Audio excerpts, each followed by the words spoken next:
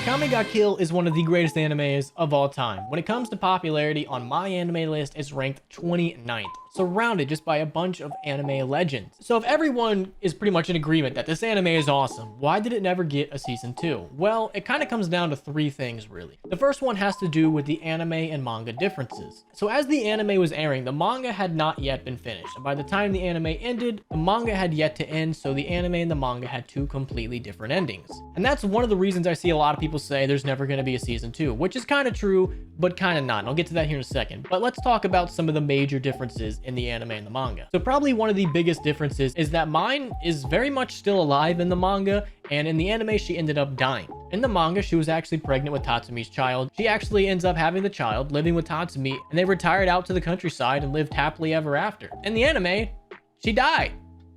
So there's that. Also, probably the other huge difference is that Tatsumi doesn't die. In the manga, because he overused his armor's power, he ends up getting transformed into a giant ass fucking dragon, which is badass. And at first he can't really control himself and is just going on a rampage, but eventually, thanks to Akame, he is able to regain his consciousness and now is just living his life as a giant dragon. And he ends up retiring with Mine. They have a child, so now it's like this giant dragon daddy with a poor woman. Oh my god, I can only imagine that poor woman. I've just now thought of this. I bet there's so much Rule 34. Why did I never think of that? That is terrible. But Tatsumi is very much still alive. He's just a giant dragon now, and he lives with Mine in the countryside, and they're raising their family, and they've pretty much retired from this line of work. In the anime, Tatsumi dies. He overuses his power to stop a weapon of mass destruction, overuses his power, and ends up dying. And then Esdeath, who is best girl, by the way, I will fight anyone tooth and nail for that. Esdeath comes to his body, becomes a giant ice crystal with him to always be together with them, and then they shatter, and then that's the end of their story. So those are like the biggest differences. There are also a bunch of other like little differences here and there that also impact the story a lot, but those are the biggest. And you have to remember, back in the day, this was made in 2014. Generally speaking, a lot of the times the anime and manga ended up going on a different route. Nowadays, you really don't see that too much. Nowadays, it seems like the anime and manga try to stick as close together as possible, but back in the day, it seems like the animes had a lot more leeway on where they could take the story in whatever direction they wanted to. So a lot of the times, you would often see animes and mangas having vastly different endings, and Akame ga Kill just happened to be one of them. Now, just because they are different though, doesn't mean that's the reason there's no season 2. They did end differently, but the overall story kind of stayed the same. Tatsumi is done with the assassin work. Whether he died or retired as a dragon out in the countryside, he's not going to be in any future installments. He is completely done. No matter how Esdeath died, she still ended up dying. All the people, even though they had different deaths and some people did different things, they all kind of had the same outcome. They're not a part of the story anymore. Even though Akame's ending and the manga and anime are different, overall it leads down the same path. It was just told a different way. And that kind of leads to the reason why you'll probably never see a season 2. The manga ended. That's it. There's no more. The manga ended with Akame going on an adventure to find a cure for her curse and to find a cure for Tatsumi in his giant dragon form. So there would be no more source material to make a season 2 unless they were just like, fuck it, make it up. And that didn't go too well, considering in Japan, this anime wasn't as popular as the manga was. Abroad, this anime did extremely well. For example, Akame ga Kill was broadcast in the US on Adult Swim's Toonami. Yo, shout out to Toonami. On August 9th, 2015 to February 21st of 2016. The series premiere was one of the most watched programs in the block's history with over 1.8 million viewers. That is insane for an anime on Toonami late night. That's insane.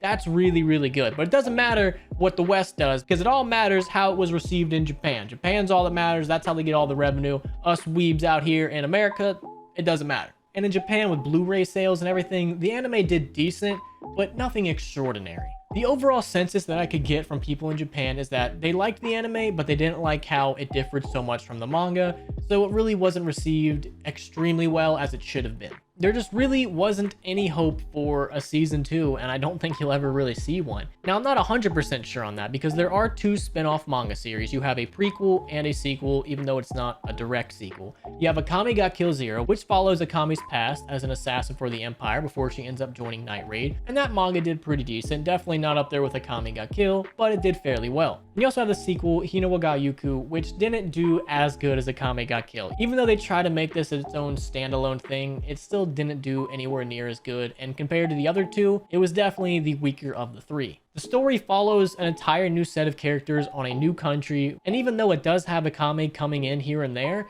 she's relegated to a side character and is not the main character. And I feel like they really kind of dropped the ball with the sequel. I can't speak for the creator himself. It seems like he tried to make his own new thing and it didn't really work out. And it really sucks because Akame ga Kill was kind of ahead of its time. You really can't name that many animes back in the day that were willingly okay with killing off a lot of the main characters. Like, that's insane. Even Attack on Titan doesn't have the balls to kill that many. They've only killed like one actual character that people liked.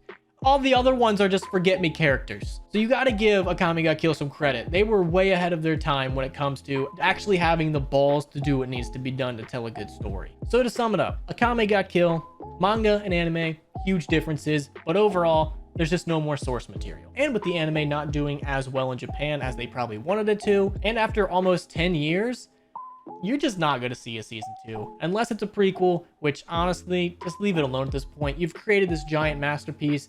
Do not try to add on anything to it and end up screwing it up to tarnish this once great anime's name. I feel like Let Legends Lie. It was a fantastic anime with an extraordinary great manga. The legends live on. I think this is one of those animes that just definitely doesn't need a season 2. It ended great. I liked both the manga and the anime ending, so we don't need to add anything more to that. But that has been Akame ga Kill and why you will never see a season 2. So that's going to be the video. Hopefully you guys enjoyed. What did you guys think of the anime at the time? Did you guys like the ending? Who was the best girl? Esdeath. And what do you guys think of a season 2 in general? Let me know down there below in the comments. That's going to be the video. Like, subscribe, bell notification.